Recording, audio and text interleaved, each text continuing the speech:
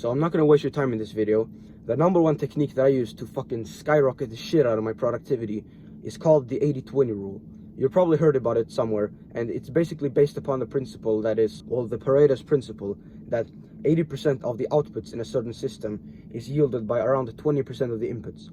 So for example, me recording this video, I could have done a bunch of different things before and after recording this video, right? Instead of just uploading it, I could have gotten a professional camera, a better microphone. I could have set the fucking camera up better and the lighting, and I could have researched a ton before making the video, and I could have come up with the best thumbnail. I could have scripted it properly and all of that stuff. But in the end, those are not actually the primary activities that's going to actually move the ball forward when it comes to growing my YouTube channel, right? Because that is recording the videos. If I didn't record this video, it wouldn't have gotten up, right? And it seems overly simple, but people still don't utilize it enough, in my opinion. And one thing you can do in order to actually know what tasks you should be doing for your kind of work, for example, it might be school work or business work, whatever, is to ask yourself, if I could only work for 2 hours per week on this project, what would I do then? So for example, me recording this video, if I only had 2 hours per week to work, then I would probably spend around 15 to 20 minutes coming up with a bunch of video ideas. I would just start recording, right? That's the thing. And of course, you're not just going to be working 2 hours per week on your shit, right? But it's something to keep in mind, right? Because those tasks that you would do if you only had 2 hours per week is actually, in my opinion, the tasks that you should be prioritizing over all of the others by far, like doubling down, tripling down on those tasks, because those are actually moving the ball forward. And you know this too, right? And the thing is that most people in work or in school, they feel productive doing these semi-productive kind of procrastinating fucking things, right? For example, I could have watched 100 YouTube videos on how to get the perfect lighting for a YouTube video, right? But I didn't do that because that's not actually something that's going to yield me proportional returns, right? So from now on, you could just ask yourself, what would I do if I only had 2 hours per week to work on this project, right? And genuinely think about it and genuinely visualize yourself only being able to work for 2 hours per week, which is not a fucking lot, right? And then what will you do then? Because those tasks are, in my experience, what's going to yield you the most return and ultimately get the ball forward, right? And that's what we want. Now, the second technique is called the Parkinson's Law. And the Parkinson's Law is basically based upon the principle that we will complete work before a certain deadline. That's just how it is. For example, if you have an assignment in school, for for 1 month from now, right? When will you finish the assignment? How long will it take? Well, a month, right? It's a month from now it's going to be handed in, right? But what if I told you that the assignment is due in 48 hours from now? What would you do then? Well, you would get it done, right? But what's gonna happen if the assignment is due in 30 days from now is that you're gonna have it constantly circulating in the back of your mind, and you're gonna overthink it, and you're going to make excuses to yourself and cope and say to yourself, no, I'm gonna do it tomorrow, in a week from now, blah blah blah. And you're just gonna get fucked over by these thoughts in your mind that are plaguing you daily. So instead of just waiting for 30 days to do something because it's due then, why don't you just do it today or tomorrow or at least this week? Because I can promise you, which was proved by our little test, that it doesn't actually require that much time if you genuinely sit down and just work, if you don't get fucking distracted, right? And for example, if you're doing business work, and for example, you're doing SMMA, right? You're doing a social media marketing agency, and you do a bunch of outreaches, right, to get clients. If you are going to complete 100 outreaches, and you have, for example, you have a list of 100 outreaches, instead of just saying to yourself, yeah, this week I'm going to get it done, right? What if you just told yourself, today I'm going to get it done, before I go to bed tonight, right? Because that's how you're going to yield exponential return over time, right? It's going to compound. Because the guy who does that, who completes the same amount of work in a day, because trust me, it doesn't actually take 1 week to complete the work. You just think so because you've never actually tried to genuinely sit down and work on one thing for an entire day and see how far you get, right? Because if you complete something in 2 months, that guy's done it in a week. Don't you see how it's going to crush you in the competition, right? If your competitors are doing the same amount of shit 7 times faster than you are, of course they're gonna fucking beat you. Of course they are, right? And I think you need to adopt the same mentality, or at least that's what I've done, and it's working perfectly for me, right? So that's the second tip. Parkinson's Law. You set artificial deadlines for stuff overall. If it's Wednesday today and the assignment is due for next Wednesday, just tell yourself the assignment is due for this Friday, and you're gonna get it done, right? You just try it, all right? You're gonna get it done. You're probably having some limiting beliefs in your mind that no, it's gonna take too long, I'm not gonna be prepared, blah blah blah. Just try it, right? Just try it at least, and I can virtually guarantee that you will be surprised on how far you can get in such a short period of time, right? And the third technique is not really a technique, but it's more a concept, and I think you should know what it is, and I'm gonna do my best to teach you it right now. And it's called attention residue. For example, if you imagine a glass of milk and then you pour the milk from the glass into another glass, there's still going to be some milk like stuck on the walls of the glass and in the bottom, right? And that is what's called the residue. It's basically that when you switch between things, for example in work, right, your focus is still partially going to be stuck in the other thing, right? If you switch between playing video games and doing your business work, or perhaps you're doing outreach for SMMA or something, if you switch between those two all of the time, you do 10 minutes of outreaches and then you do 10 minutes of video games, the next time you're doing outreaches after having played video games, you're still gonna have some video game thoughts circulating in your mind, right? And it's basically stealing your attention, your focus. And there have been a bunch of tests on this, right? And basically people are working and then they get to go on Facebook or some shit, right? And then they get back, and on average people are like, I think it was like 4 times more productive when they just stick to one task instead of switching. And it's actually such an important thing to grasp, in my opinion, right? Because most people, they do these little fucking Pomodoro techniques, like 25 minutes on, 5 minutes off, right?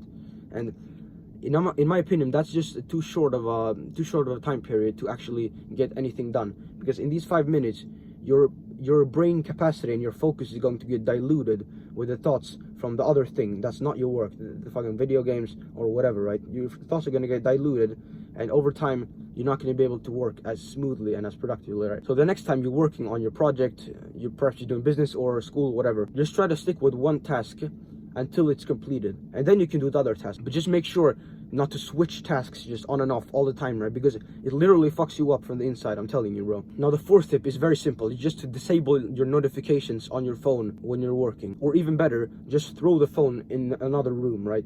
So you're not being tempted or distracted by the phone and stuff like that. And they've done a bunch of tests on this as well, and basically that people are more productive when they are high than when they are like high on drugs, and then when they are checking the notifications every like 5 minutes or something. Like, dude, you might as well get stoned instead of checking your notifications when you're working. Like, dude, if you're trying to work and you have some dude in your phone messaging you or sending you a little Snapchat thing, right? He's taking a picture of himself and sending it to you on Snapchat, right? Your little fucking streaks and I don't know what the fuck you all doing, right? And you get that shit while you're working. Like, dude, that shows to me that you don't have any self-respect.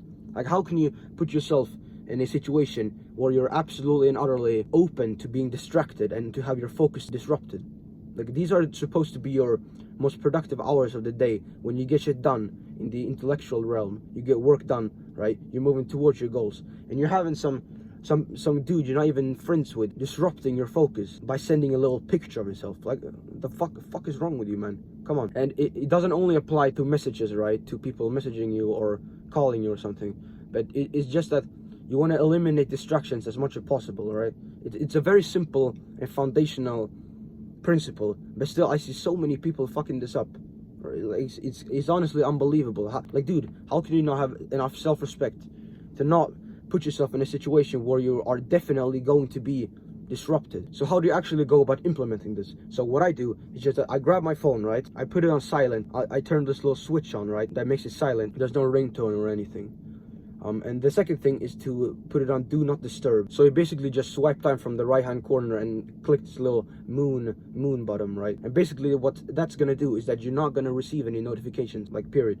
No one's gonna be able to disturb you. No one's gonna be able to message you or even call you. For example, you can still let your parents or your close friends call you, right? If there's an emergency, right? And you can decide who you want that to be in settings on the iPhone, right? But I would recommend you just click on the do not disturb button and turn it on silent, and preferably even on airplane mode as well. Like, as few distractions as possible, right? And I'm not saying you have to put it on airplane mode or have these settings all of the time, right? But when you're working, you are not to be disturbed, okay? Pretty self-explanatory, but still people are like afraid of not messaging someone 1 minute after they got the message. Like, come on, bro, you're busy. You have shit to do, right? And let me tell you, people are actually going to respect that in the long run.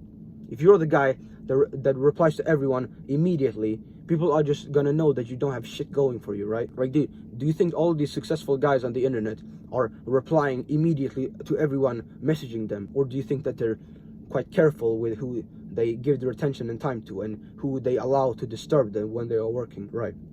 So the fifth tip is called batching. And there's a really good analogy for this that I like, that I learned from this guy called Hamza. For example, if you were to wash your plates in the dishwasher, would you just put one plate in and then wash it? Or would you put 10 plates in and wash them all at the same time? And this principle is basically based on the premise that there is a setup time, right, for everything that you're gonna do. For example, if I recorded this video and then I try to edit it immediately and upload it immediately, that will ultimately be less efficient than me just recording 5 videos in a row and then editing them all, right, all 5, and then uploading all of them at the same time. Because if I were to switch between all of them at the same time, that's just gonna create even more residue that we talked about earlier, right? Residue for my attention residue. So batching is something you can keep in mind when you're just going around in your life, right? So the sixth technique is called a accountability scoreboard, and it's not something that I've personally utilized that much, but I've seen plenty of other guys have a bunch of success with it, right? So I thought I'd mention it. And it's basically that you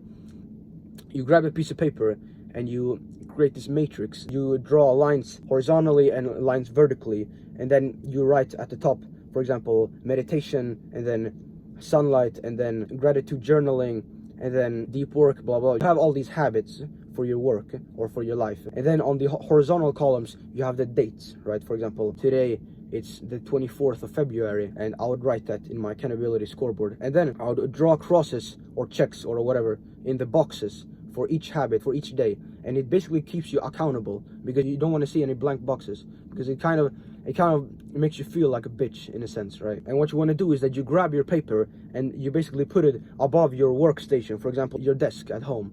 So you're constantly being reminded all of the time. You want it to be in your face, because that's when it's going to be the most effective overall, right? Now, the seventh technique is to have a scarcity mindset around your time. So you probably heard about scarcity and abundance mindset, about money or about girls or whatever. And in general, you want to have a abundance mindset, for example, around money. You don't necessarily want to be going around in the world and saying to yourself that money is scarce, that it's hard to obtain, and that you should penny pinch and save up as much as possible, right? If you're trying to become successful in these internet space, right? And the fundamental difference between a scarcity mindset and a abundance mindset is that in the scarcity mindset, you're thinking in terms of things that are left, right? For example, if I lose $100 today, if I had a scarcity mindset, I would be very upset, because I would think that I would never really be able to get that $100 back, which is just a fallacy, right? But a lot of people think this way, like they're trying to penny pinch, right? You probably heard about this. They're trying to save $3 here, $2 there, right? Well, an abundance mindset would be to think that, oh, I lost $100 today, but it won't really affect me in the long run, because I know I will be able to get it back, right? It's pretty simple. And one of the few times that you don't want to be having an abundance mindset is around your time. Because if we think about it, you're not actually going to get any time back. That's just how it is. You're not going to get the time back. Of course, you have a pretty large amount of time, you could say, but you're still not going to be able to get it back. So that's, in my opinion, when a scarcity mindset would actually be very, very useful, which is what I have personally done. I'm using it right now, right? For example, after I've recorded this video, I'm not going to be fucking scrolling on TikTok or doing some dumb shit, right? I'm going to be very aware of the time I'm spending and what I'm spending it on, because that's what have worked for me, right? And I genuinely think it will for you, right? So a scarcity amount around your time. So the eighth technique is basically a phrase that I heard from Hamza, and I think he learned it from Tim Ferriss or someone, the author of the 4-Hour Work Week. And it basically goes something like this: be okay with small bad things happening. I'll say that again. Be okay with small bad things happening. So for example, if someone leaves a mean comment on this video, that's a small bad thing happening, but I'm not gonna give a shit about it, right? It's not gonna affect me in the long term. And I could spend hours overthinking this comment. Is this actually true? Should I try to argue with him? Should I actually do as he says? Is that true? Does people think that about me? Or I could just not give a shit about it. I could just not care. And I promise you, that's going to be a way simpler and ultimately better, in my opinion, life, right? And one of the things that taught me this is boxing, and particularly sparring, because when I get punched in the face on a regular basis, right, I'm not gonna give a shit about some kid on the internet leaving a mean comment on me. Why the fuck would I? Because it basically just sets a new kind of standard for things overall that are bad for me, and if I would care about them or not. Because when you are okay with small bad things happening, you automatically are just able to focus way more on the things that actually do matter. So it ultimately just makes everything much easier, and you stop overthinking, right? Which I know a lot of people, perhaps even including you, are struggling with, especially teenagers, right? Now the ninth tip is called a grand gesture, and you probably heard about Harry Potter and the books and the movies, and the author of the books, J.K. Rowling, when she was writing the books, she used to go to a very expensive hotel and spend her time writing there. And it's basically based on the premise that our environment will largely dictate our behavior to a certain extent, right? And you can actually leverage this in your favor. For example, right now I am at a library recording this video. I could have stayed at home trying to record this video, right? But ultimately I'm just gonna take it more seriously if I actually go to a place where I've specifically gone just to record the videos. Like, do you get that? For example, at home I do a bunch of stuff. I eat, I sleep, I shit, I do everything, right? I work, I train sometimes, right? But if I have an environment where I specifically only do one thing, for example, this library, I only work in this library. I don't train in this library, right? I don't fucking eat in this library or shit in it, right? That's simple. And it basically forces you to just be more serious about whatever you're doing. And that's what I don't necessarily like to train at home, because if I can just go to the gym, it takes a little bit more time, but I get into this flow state much more easily, right? And your mind solely focuses on the one thing that you're actually here for. I'm not here to do anything else but to record these videos, right? And you can do the same for your work. You can go to the library as well. For example, if you live at home and you're trying to do business work or whatever, and there are a bunch of noises in your house, your parents are arguing or something, and your brother is playing the guitar or some shit, you can just go to a place like the library where it's almost always quiet and just sit down and work. And that's basically what's called a grand gesture. And of course you can scale this up infinitely. Basically you can fly across the world to do a certain thing, right? And then you are very much going to take it seriously. Like, dude, if I had flown over the entire world to record this video, I would make sure that I didn't fuck it up, right? Because then I would have wasted so much money and so much time, right? And it basically forces you to be more serious, right? So that's the last tip, right? So if you enjoy this content, just fucking subscribe, right? I'm gonna be posting more and more and more. I'm not gonna stop. This is just gonna get better from here, right? So that's what I do. I just fucking subscribe and you'll get more videos like these.